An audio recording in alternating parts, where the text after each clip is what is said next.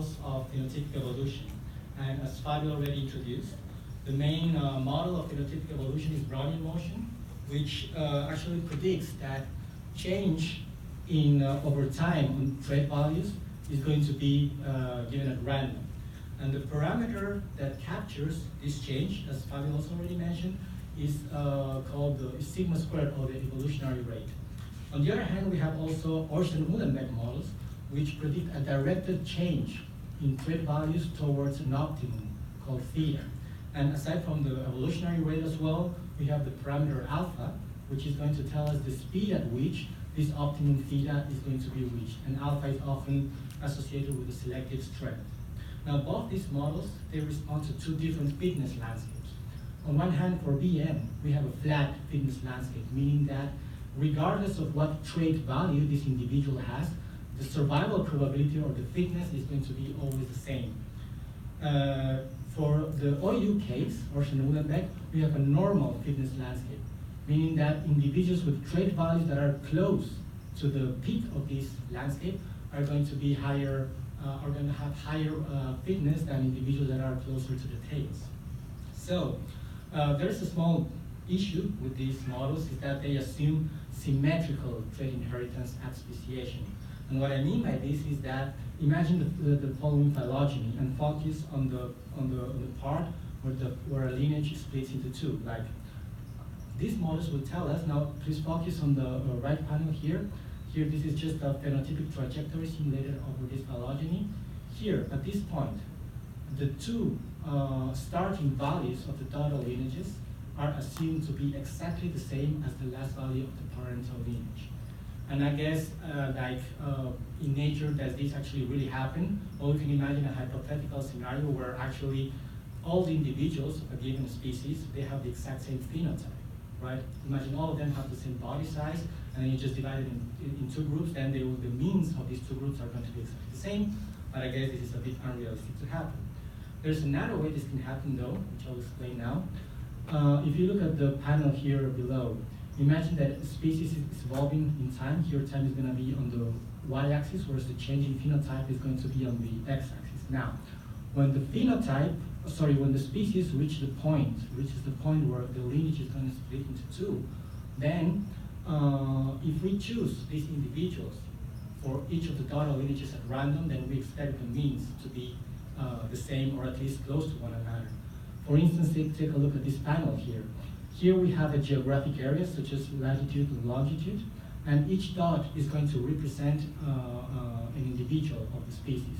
And the size of the dots is going to be proportional to the trait value that each individual has. Now, additionally, I place these individuals along the gradient. So individuals with smaller trait values are towards the lower left, and individuals with larger trait values are towards the upper right. So if we, as I said before, if we divide these into two random groups, the means are expected to be the same. However, what happens if it is actually the trait itself that is driving speciation? Then we could have a scenario like this, where all the individuals with larger trait values are becoming reproductively isolated from individuals with smaller trait values. Now, if we look at the means of these two groups, then we're going to have something like this. These means are going to be vastly different from one another, and this is going to generate jumps on this phylogeny. And actually, as you may also know, there are plenty of cases in nature where speciation is actually trait-driven. So the question that I ask myself is, what is the impact of asymmetrical trait segregation during speciation, not only on model fitting of traditional macroevolutionary models, but also on parameter estimation? So for this, I first developed a forward simulator of quantitative traits. Then I used this simulator to simulate traits under 4 scenarios. 1, random segregation with a flat fitness landscape, then random segregation with a normal fitness landscape, and the same for trait-driven segregation, both flat and normal fitness landscapes. Then I performed model selection, VM, OU, and other models, and parameter estimation, evolutionary rate, alpha, optimum theta, and so on, with the simulated traits generated from step 2, and then I compared them with expectations. Now, briefly, the simulator that I wrote is a forward-in-time individual-based simulator. So we start with species 1 with n individuals, each with a trait value drawn from a normal distribution. Then each individual will have offspring with trait values also drawn from normal distributions, but with the mean, the value of the progenitor. Then individuals will die based on the survival probabilities given by the fitness landscape, either flat or normal fitness landscape. And most importantly, with some probability per generation, a lineage will split and a new species will be formed. And the way the lineages will split is going to be given by the scenarios that I explained just before, either by random segregation or by trait-driven segregation. Finally, I will repeat steps 2 through 4 for 100,000 generations or until 100 species were present. Now, before jumping into model choice, in addition to BM and OU, I also tested a Levy jump model, and this model incorporates evolutionary jumps along any branch of phylogeny. Additionally, I also included Pagel's kappa, and this is not really a jump model, but instead it's a transformation of a phylogeny, so that all changes in traits are concentrated at speciation events. The statistic that it has is also called kappa, and it ranges from 0 to 1. The closest kappa gets to 0, the more likely the changes are cladogenetic or during speciation events, and the closer kappa gets to 1, then the more likely the changes are anagenetic. Finally, I also tested a white noise model, which is the case when there is no phylogenetic signal. Now, for the results, model choice. First scenario. For flat fitness landscape and random segregation, we have simulations that look like this, most of them, all of them actually. They are very BM-like, right? Random phenotypic trajectories, increasing variance through time, unreachable trait boundaries. So here I expected that 100% of the simulations would be better fit by a BM model. But I found that only about 70% were better prepared by BM model. When I introduced trait-driven speciation also under a flat fitness landscape, I have simulations that also look a lot like the first case, right? With the exception that here we have occasional jumps that are a bit hard to see here, but actually they are, these jumps are actually enough to break down completely the signal given by BM, so that the preferred model, when I fit them all, is kappa and sometimes the Levy model. For the case of normal fitness landscape, I have phenotypic trajectories that look a lot like OU, and well, this one works well. OU is the preferred model. And finally, for also normal fitness landscape, but trait-driven segregation, I also have a lot trajectories that look like OU, but the occasional jumps that are present are enough to completely erase the phylogenetic signal. And indeed here we see the white noise model as being the one that is mostly preferred. So although here it was a bit hard to see the jumps because there are many branches there, when I extracted them and plotted their sizes, here the differences are significant between the cases where there is a trait-driven segregation compared to the cases where there is random segregation. Now, what happens to parameter estimation? Well, here the estimates are also very biased. What I'm going to show you now is distributions of parameter estimates. Here the distributions that are green are coming from the random segregation, whereas distributions that are in purple are coming from trait-driven segregation. For the case of evolutionary rate under BM, these two distributions are completely separated from one another. And keep in mind that this is a log 10 scale, so these two estimates are really completely biased.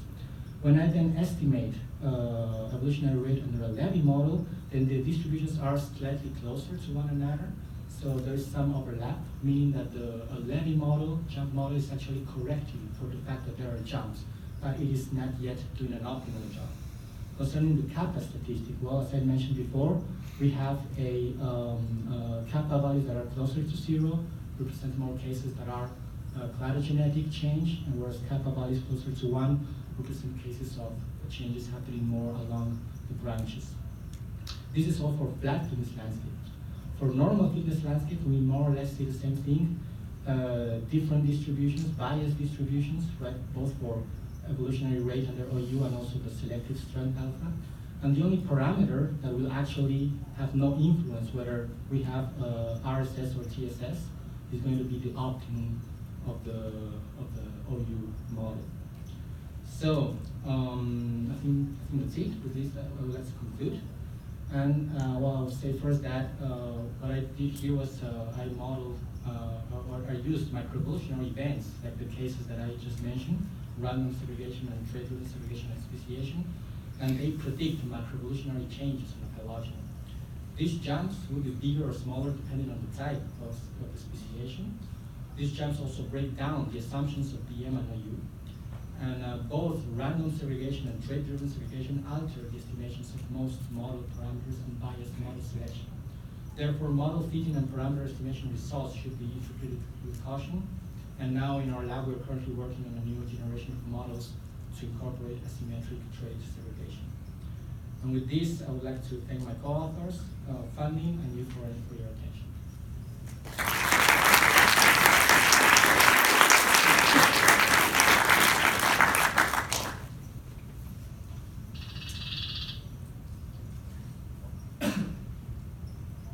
I might have missed this when you were simulating your data sets. Were there extinction events involved? Yeah, there were some, not so many, but there were some. But in any case, I had like full phylogenies that were simulated. I was surprised that the kappa statistic did so well because missing the speciation events. Well, but actually, the kappa statistics, when you have actually complete phylogenies, the kappa statistic tends to do well in this Under case. simulation. So with simulated data, right? That's why I think it was okay to use it. So there was a paper from 2008 by Duchen. Yeah, I know it. Yeah. So that's a model that has the paper has the world's longest title, so I won't read it. But No, I know it. Yeah, punctuated actually. Right, Punctuated because change. the model is a punctuated change where you have Right. differentiation, but also Yeah, change. So I would- wondered how that. Sure, I would love to use that model, but as far as I'm aware, it has not been implemented, or maybe I'm wrong. I don't know. Yeah, I would have to, it's like a full MCMC thing that I would have to implement, because here, for all these models, I use the Geiger package, 15 instead of, well, and also I use for the Levy, I used my own software that also calculates AIC, so that's easy to do. But for Bachman's model, well, somehow the Levy model should account for that, I guess, but it would be great to also add that to the selection. Yeah, but that's if it was just implemented. because it's a model that specifically accounts for Exactly. both jump set speciation and also unobserved speciation. Yes. The Levy model is supposed to be the best in the case when you have normal TSS scenario. Well, I was hoping that would happen, but actually the assumptions are slightly different. So for a Levy model, most changes are actually supposed to be adaptive, right? Not just a sample issue. And also, I mean, they happen along the branches, not necessarily only at speciation events. So I guess that somehow affects the thing. So thanks.